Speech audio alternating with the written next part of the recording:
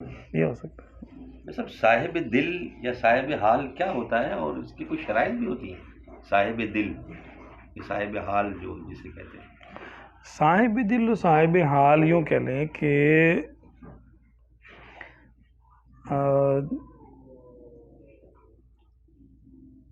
جس کا دل مردہ نہ ہو، جس کا دل زندہ ہو، وہ صاحب دل ہوا۔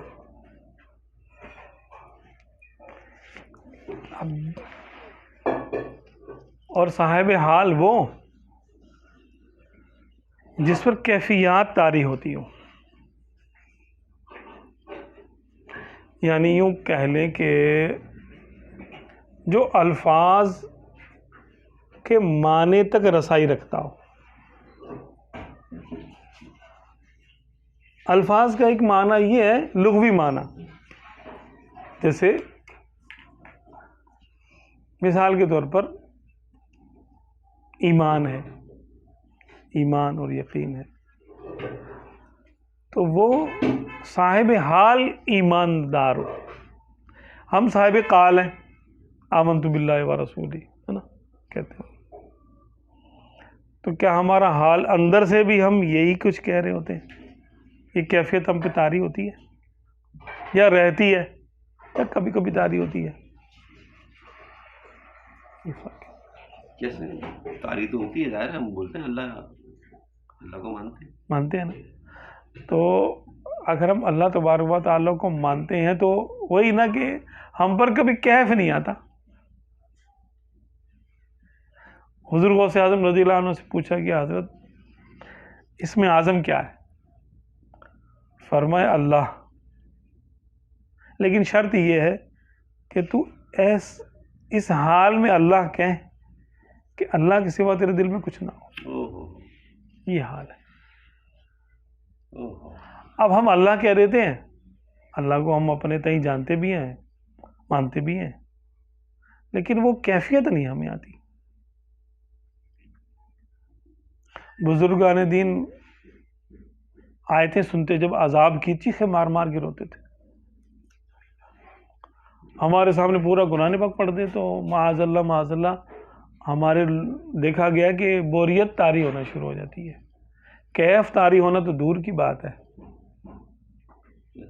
ایک بوریت سی آنے لگتی ہے محفل میں کہ یار بس کرو، کافی ہو گیا اب تو، ایسے بولتے تھے نا۔ تیجے اور 40ویں پہ جاتے ہیں، وہاں کہا جاتا ہے کہ چلو بھائی وہ پڑھ لو، پارا پڑھ لو، تو پارا ختم کرنا مشکل ہو جاتا ہے ہمارے لیے۔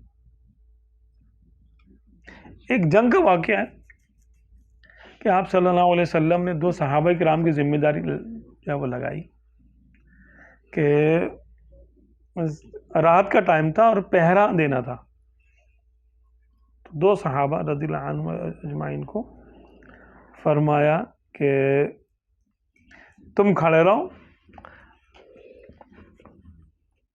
صحابہ کرام اور آپ صلی اللہ علیہ وسلم ایک اونچی جگہ پر چٹان کے گویا پیچھے پڑاؤ تھا لشکر کا، اور اس طرف کفار کا تھا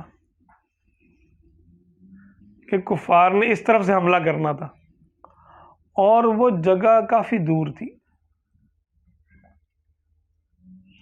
تو اب رات بھر جاگنا تھا اور جاگ کے پہرا دینا تھا کہ اس سمت سے کافروں نے آنا ہے، اگر آئیں تو ہم فوری طور پہ اعلان کر دیں گے بھی دشمن آ رہا ہے اور صفیں بنا لو، تیاری کر لو، تو لوگ تیار ہو جائیں گے۔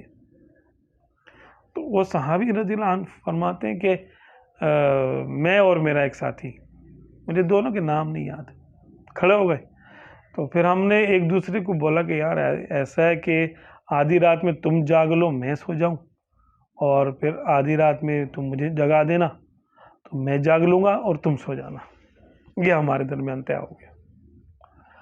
کہہ رہے تو میں نے کہا کہ جب میری باری آئی جاگنے کی تو میں نے کہا چلو میں جاگتا ہوں، اب خالی جاگ کے کیا کروں، تو میں نے دیکھا کہ قبلہ رو ایسی ہے جس طرف رخ تھا دشمن کا، اسی طرف سے آنا تھا دشمن نے، تو میں نے کہا چلو میں نماز کی نیت کر لیتا ہوں، پڑھتا رہوں گا اور دیکھتا رہوں گا، سامنے کوئی یاد ہو نہیں رہا، تلاوت شروع کر دی کہ نا ایک لمبی صورت کا انہوں نے نام لیا کہ یہ صورت میں نے شروع کی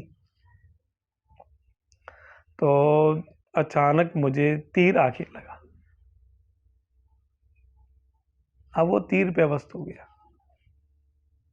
کہہ رہے لیکن میرا دل ہی نہیں چاہ رہا تھا رکوع کرنے کا. اور میں نے کہا چلو تھوڑا پوری کر لوں، میں صورت پوری کر لوں پھر رکوع کرتا ہوں. کہہ رہا میں جو ہے پڑھتا رہا، پھر دوسرا تیر بھی مجھے آ کے لگا.